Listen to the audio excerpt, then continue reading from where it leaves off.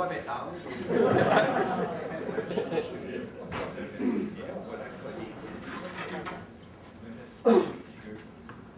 Bon.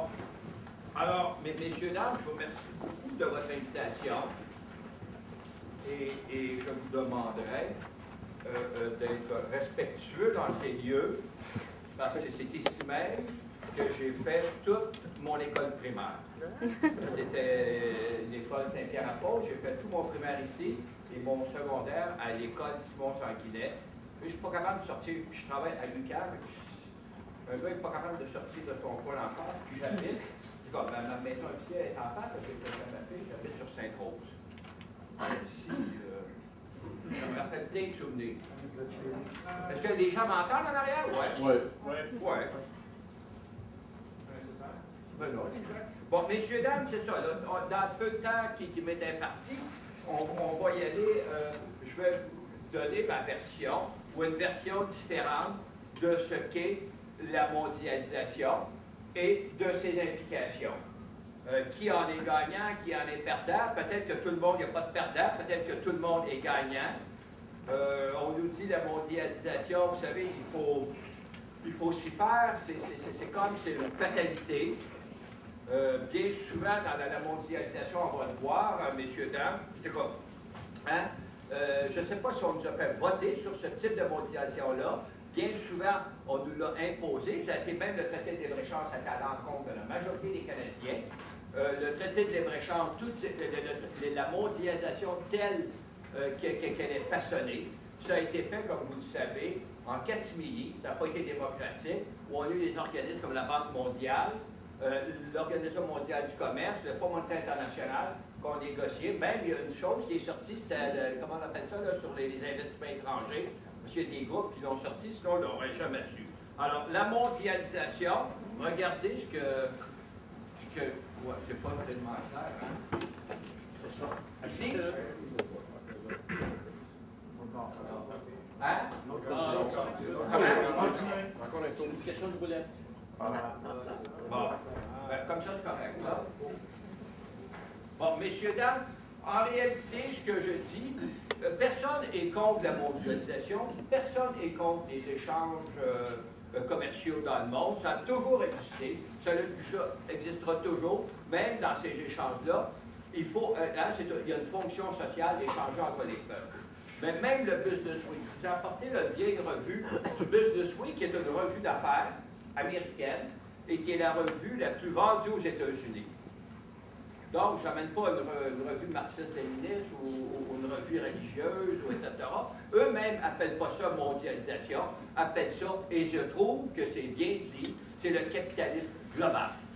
Alors, tu sais, mondialisation, c'est un terme feutré, personne ne peut être contre la mondialisation, mais eux appellent ça le capitalisme global, et on va voir ce que ça implique. Déjà là, le terme capitalisme global,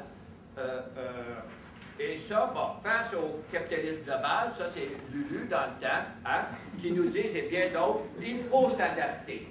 On n'a pas le choix. Tu sais, à nos démocraties, on n'arrête pas de nous dire qu'il faut s'adapter. Le Québec et le Canada même ne s'adaptent pas au capitalisme global. Donc, il faut s'adapter, que nous disait Lucien Bouchard. Voilà, je vais vous donner exemple quelques chiffres. Ce que ça donne à date la mondialisation, la moitié de la richesse appartient à 2 de la population. À l'opposé, la moitié la plus pauvre se partage 1 de la richesse mondiale. Hein? Donc, c'est bénéfique pour à peu près tout le monde. Ben, moi, je trouve que ça fait des partitions. Là, on ne fera pas de gars pour la moitié du. La moitié était, soyez pas trop sensibles, là. Bon, ça aussi, la fortune des 3 hommes, les plus riches dépassent le PNB des pays les moins avancés. C'est assez bien. Okay? Ça peut être pire, ça peut être les deux, mais il y en a 3. Ici même, un autre chiffre de l'ONU. Le revenu combiné des 500 personnes les plus riches est supérieur à celui des 416 millions les plus pauvres. C'est assez équitable, non? Même ici au Canada, Statistique Canada nous le dit, hein? L'inégalité de la richesse s'accentue. 20 des Canadiens détiennent 75 des actifs du pays, et ça nous met certains actifs comme des maisons personnelles, etc. Même, regardez bien, même un membre de la Banque fédérale américaine s'est inquiété des inégalités. Et là, vous savez, la Banque fédérale américaine, c'est ce qu'il y a de plus à droite, probablement dans un pays qui est très à droite, et puis qu'il a dit que la montée des inégalités peut miner la démocratie. Donc, je ne suis pas le seul à dire que les inégalités posent un problème, messieurs, dames. Bon, là, soyez dans l'allégresse. C'est combien? Bon, ça, c'est pas drôle, par exemple. Là, tu sais, faut pas... Ça, c'est les... Ça, c'est bien les syndicats. Hein? Surtout dans la fonction publique. Puis là, ils ont fait fâcher Richard Fahey, qui est le président de la Fédération canadienne des entreprises indépendantes, des petites entreprises. Regardez, là, hein? On l'a insulté. Moi, je trouve pas ça correct. Quand j'entends les sénateurs de la soutenance, qu'est-ce qu'on veut? Les chômeurs des emplois. Voilà. Alors, il a dit, doit-on privilégier? Hein? Lui, il était fâché parce qu'il dit, comment expliquer que laveur de plancher, premièrement, c'est méprisant, Christ, pour un laveur de plancher, on prend trop les plus vulnérables, gagne, disons, 18 piastres, il travaille dans une grande ville, alors que dans le privé, son salaire est de 12 piastres. Tu sais, il ne comprend pas ça, lui. Alors, quelqu'un pourrait dire, bon, ben, t'étais insulté, ou comment dire,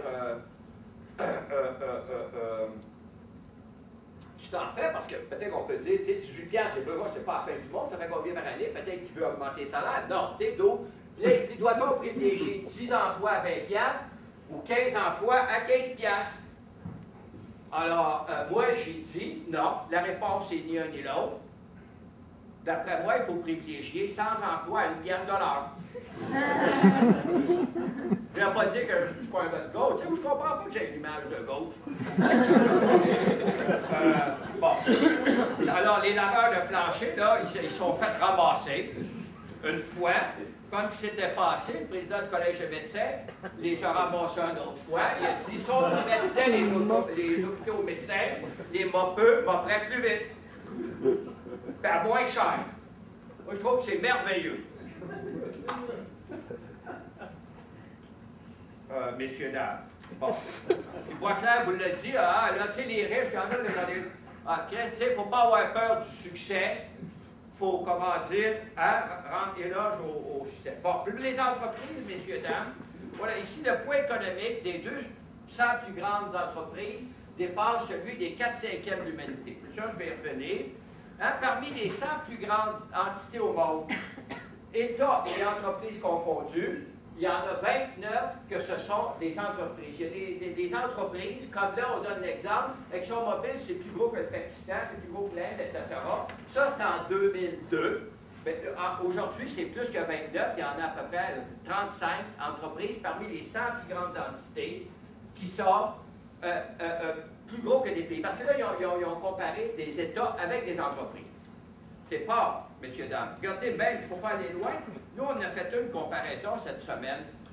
On a pris, exemple, les revenus totaux du gouvernement canadien, qui sont 222 milliards, et du gouvernement du Québec, 59 milliards.